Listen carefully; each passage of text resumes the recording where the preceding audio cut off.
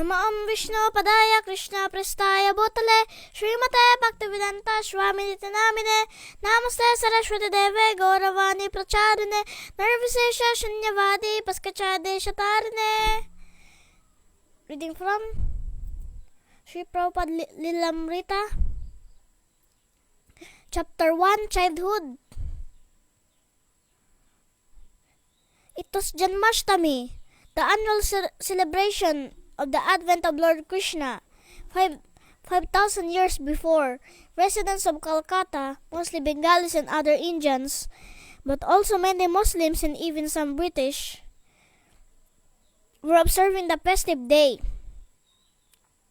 Moving here and there throughout the city streets to visit the temples of Lord Krishna, devout Vaishnavas, fasting until midnight, chanted Hare Krishna and heard about the birth and activities of Lord Krishna from Srimad Bhagavatam. They continued fasting, chanting and worshipping throughout the night. The next day, September 1, 1896, in a little house in Tollygrounds,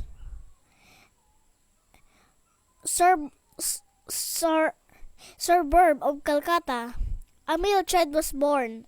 Since he was born of Dandotsava, the day Krishna's father, Nanda Maharaj, had observed a festival in honor of Krishna's birth,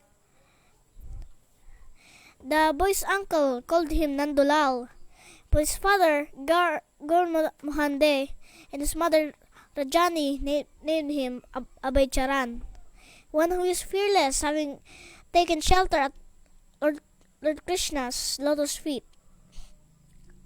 In accordance with Bengali tradition, the mother had gone to the home of her parents for the delivery, and so it was that on the bank of Adi Ganga, a few miles from his father's home, in a small two-room, mud-walled house with a tiled roof, underneath a jackfruit tree, Abhay Charan was born. A few days later, Abhay returned with his parents to their home at 151 Harrison Road.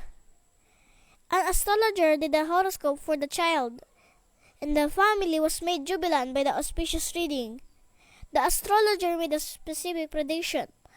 When this child reached the age of 70, he would cross the ocean, become a great exponent of religion, and open 108 temples. Abhay Charan was born into an India dominated by Victorian imperialism. Calcutta was the capital of India, the seat of Viceroy, the Earl of Elgin and Carnarvon, and the second city of the British Empire. Europeans and Indians live separately. Although in business and education they are intermingled, the British live mostly in central Calcutta, amidst their own theaters, racetracks, cricket fields, and fine European buildings. The Indians live more in northern Calcutta. Here the men dress in dhotis and women in saris, and while remaining loyal to the British Crown, follow their traditional religion and culture. Abhay's home at 151 Harrison Road was in the Indian section of North Calcutta. Abhay's father, Gaur Mohande, was a cloth merchant of moderate income and belonged to aristocratic Suvarna Vanik merchant community. He was related, however, to the wealthy Mulik family, which for hundreds of years he had traded in gold and salt with the British. Originally, the Muliks had been the members of the De family, a Gotra lineage that traces back to the ancient sage Gautama. But during the Mughal period of the pre-British India, a Muslim ruler had conferred the title Mulik, Lord, on a wealthy, influential branch of the Des. Then several generations later, a daughter of the Des had married into the Mulik family, and the two families remained close ever since.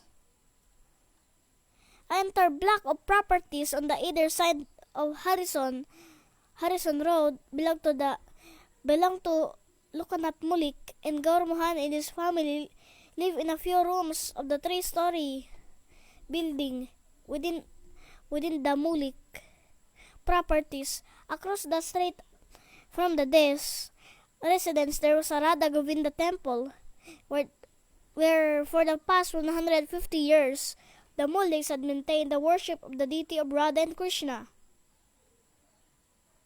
Various shops of the Mulik properties provided income for the deity and for the priests conducting the worship. Every morning before breakfast, the Mulik family members would visit the temple to see the deity of Radha Govinda. They would offer cooked rice, kacharis, and vegetables on the large platter and would distribute the prasadam to the deity's morning visitors from the neighborhood. Among the daily visitors was Abhay Charan, accompanying his mother, father, or servant.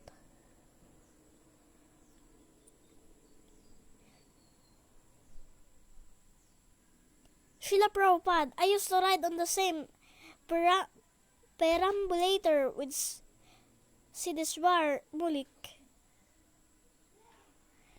He used to call me Moti Pearl, and his nickname was Subidi, and the servant pushed us together.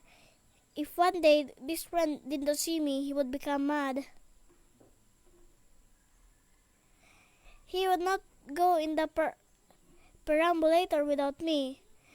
We would not separate even for a moment.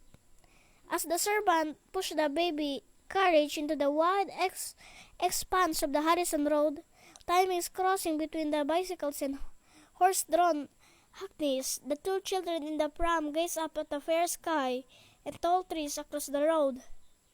Sounds and sights of the hackneys, with their large wheels spinning over the road, caused the fascinated attention of the two children. The servant steered at the carriage towards the arch gateway.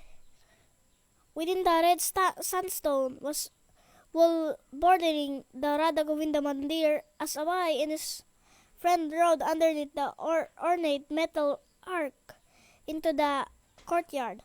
They saw high above them 2 stone lions, the heralds and the protectors of the temple compound. The right paws extended. In the courtyard was a circular drive and an oval lawn were lamps with gas lights. And a statue of a young woman in robes. Sharply chirping sparrows flitted in shrubs and trees, or hopped across the grass, pausing to peck the ground, while choruses of pigeons cooed, sometimes abruptly flapping their wings overhead.